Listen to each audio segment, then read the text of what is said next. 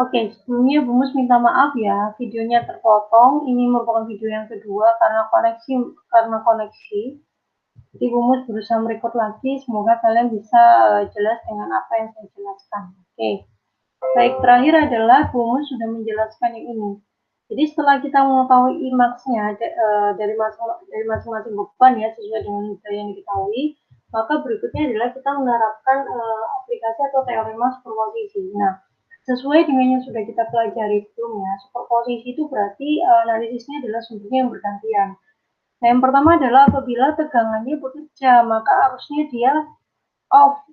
Harus off berarti kan dibuka kan berarti rangkaiannya begini.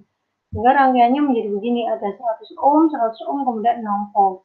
Perhatikan dari rangkaian ini berarti R1 sama R2 dihubung seri. Jadi ada arusnya begini ya, dari positif ke negatif kan begini, dihubung seri. Maka arus pada R1 itu sama dengan arus pada R2.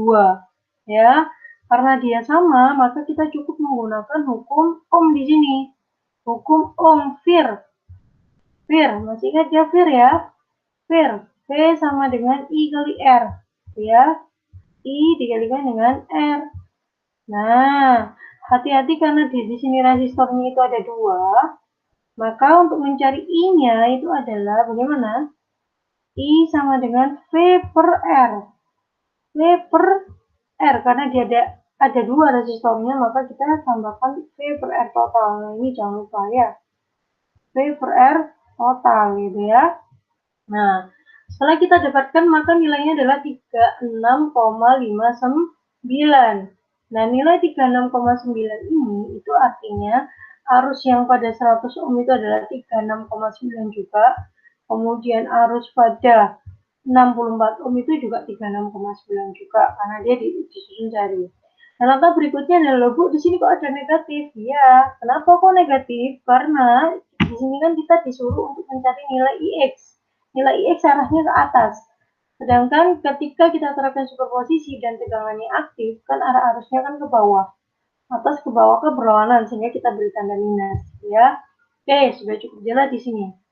Berikutnya adalah ketika sumber arus bekerja. Kalau sumber arusnya bekerja, maka tegangannya dihubung singkat. Jadi begini, ya. Jadi arus yang bekerja berarti jalannya arus kan begini, IX ke sini dulu, maka nanti dia ke sana kan begitu. Nah, kita perhatikan di sini yang tanda merah. Kalau tanda merah berarti IX-nya kan yang untuk 64 ohm kan dia ke bawah, sedangkan untuk yang 100 ohm dia kan ke kiri. Nah, 64 ohm ke bawah jika kita bandingkan dengan yang ini itu berarti searah ya, sama-sama ke bawah. Nah, sedangkan arah arus 100 ohm ketika nilai IX-nya bekerja dia ke kiri. Sedangkan sebelumnya adalah dia ke kanan, maka arah arusnya adalah berlawanan. Sehingga untuk mendapatkan nilai IX di sini adalah kita cukup menjumlahkan ya yang searah tadi kita lakukan dengan menjumlahkan, sedangkan yang berlawanan kita cukup melakukan pengurangan. Nah, sehingga karena arus pada 64 ohm searah, maka IMAX yang sebelumnya 62,5 ditambah min 36,5 berarti operatornya menjadi min ya, menjadi 25,91 mA. Hati-hati dengan satuan. Kemudian berikutnya, untuk yang 100 ohm ini karena dia berlawanan arah, maka dikurangi. Berarti IMAX sebelumnya ada 50, min dikurangi min berarti sifatnya menjadi penjumlahan. Hasilnya adalah 6,58 mA. Nah, nilai IX ini itu adalah sumber yang di sini. Nilai IX-nya berapa sih? Nah, sekarang pertanyaan berikutnya itu adalah berapa sih arus yang ada di sini? Arus yang mengalir pada 100 ohm berapa sih dengan masing-masing IX-nya begini? Maka jawabannya adalah arus yang mengalir pada 64 ohm itu tidak boleh kurang dari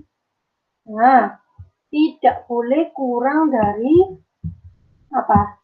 Dari hasil pencarian dengan menggunakan pembagi arus.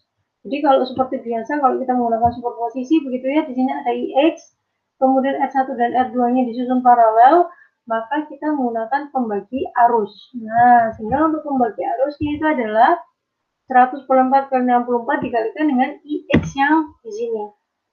Nah, ya.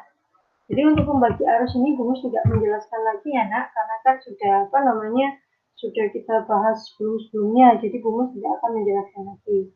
Nah, kemudian berikutnya, untuk 100 bagaimana sama? 100 tidak boleh kurang dari hasil pembagi arusnya ini. Dengan sumber arusnya adalah 86,58. sehingga didapatkan nilai 221,9 mA dan 42,49 mA. Nah, kalau kita lihat dari sini, perhatikan di sini, untuk 100 ampere 221,9 mA nilainya lebih besar dibandingkan dengan nilai IMAX. Nah, ini tidak boleh. Kan standarnya 50 mA spesifikasinya. Terus apa hasilnya 221,9 mA? Nah, itu tidak pas. Nah, sedangkan untuk 64 ohm standarnya 62,5, tapi hasilnya adalah 42,49. Maka untuk menjawab pertanyaan dari soal ini itu adalah hasilnya yang cocok untuk nilai IX adalah 42,49. Maka nilai IX yang ada di sini itu nilainya adalah berapa? Nilai IX yang di sini yang pas itu adalah 42,49. Nah, ya, 42,49 miliampere. Ya. Maka ketika arus ini mengalir di R2 dengan nilainya kurang dari 42,9 tidak akan menyebabkan panas. Itu juga begitu, nilai IX-nya ketika mengalir 42,9 mengalir di sini itu ya, tidak akan panas pula karena sesuai dengan kebutuhan 100 ohm maupun 64 ohm gitu ya. Umus bertanya ya, kenapa kok yang diambil 42,49 sesuai dengan perhitungan 64 ohm tadi? Itu tadi alasannya.